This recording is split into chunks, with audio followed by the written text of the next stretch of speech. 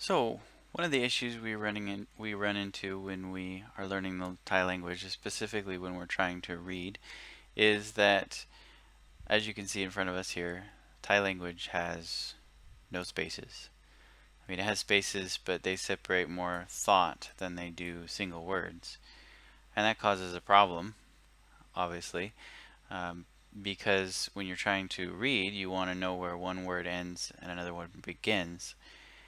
Now, I don't know the logic behind why Thai has no spaces. Maybe it's more compact, but in the end, I can tell you one thing that my opinion is not going to change anything, and honestly, yours probably won't either. So, in the end, we have to accept the reality that Thai has no spaces and come up with a solution. So, today I'm here to present a possible solution, and bear with me because it probably sounds a little bit crazy, but if you hear me out, I think it might be able to help you. The solution is memorize lots of vocabulary. So, why is this a reasonable solution? Well, there's two big reasons. First of all, we look at the text we have in front of us here. We see an example of the issue we run into in the first place. We have tons of words all strung together in lines with very few spaces. The words are not separated by spaces, and that's the issue. How do you know when a beginning reader, how do you know where to start and where to end a word? Well, if hypothetically you were to take a list of basic vocabulary and start memorizing it using flashcards, you go through the flashcards, you memorize these words, you can recognize these words. Then when you go to look at this text in front of you, something will happen. What happens is the words that are common, for example, this word nung, which is a number one, you recognize it. It's a space. The word nai means inside, space. The word ti, space. The word wa, space. The word kong, you recognize it. There's a space. The word eng, space. The word ti, space. The word y, space. Jamnuan, space. Now, you recognize all these words, so what happens as you memorize vocabulary is suddenly there's maybe this one word, glau, you don't know, but the word on both sides of it you recognize. So whatever is inside of that must be at least one or two words. The more you put effort into doing this, the fewer words there are you don't recognize, and the more spaces it creates in the language. Now, the second reason this is a valuable method is because it actually helps you to reach your goal, which I'm assuming is to speak and read and be fluent in the Thai language to some degree.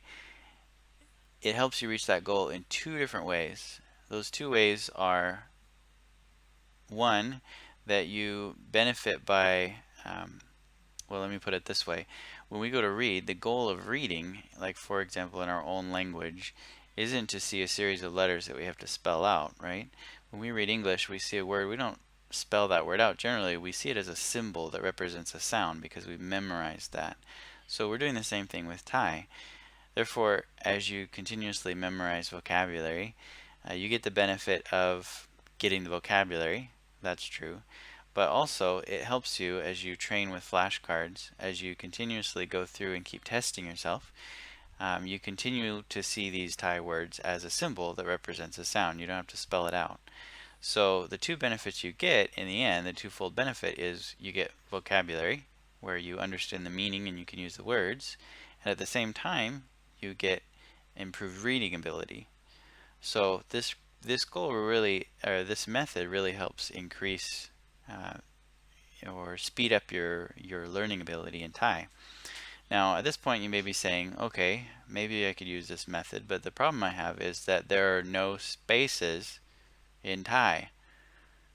Well, that's fair. Okay, so let's take a minute to look at a practical application of this method. So we have our big text here. I'm just going to copy and paste some of it. I'm going to copy it here. And we're going to go to one of the most valuable language resources for Thai in the Thai language, and that's thai-language.com. Again, thai-language.com. Now, one of the reasons it's so valuable is this tool right here, bulk lookup. You click on that, and we paste all of our text, all of it in there. what is happening here is it systematically separates each word. Now there's errors sometimes, but don't stress out. It separates each word. It gives it a definition. So you can see up here this word yang is it's a part of speech, the noun. It's a variety, style, pattern, type, etc. Gives other possible definitions. In addition to that, it gives you the pronunciation as well as the tone marker, which is very important for memorizing the tones. Now with this tool, suddenly you have something that will help you separate out words that go together, give you pronunciation and tone markers. You have everything you need to make flashcards to be able to memorize the vocabulary. If you continue to do this, then it will continue to create spaces in what you read, so to speak. If you're uncertain about how some of these words are pronounced, another option is to copy and paste these words into Google Translate, because Google Translate for Thai has an audio feature. It's a little mechanical sounding, but it is accurate and the tones are accurate. When you paste it in there, you can listen to how it's pronounced. There's another website called Sound of Text that actually lets you download those sounds. So you have all the tools you need here to be able to come up with vocabulary flashcards and memorize. Then again, as you do that, as you progressively memorize vocabulary, you progressively create spaces in the language, and in the written language in text, because you recognize the words. So in the end, this method can help solve the problem of the fact that Thai does not have spaces, and I hope that helps.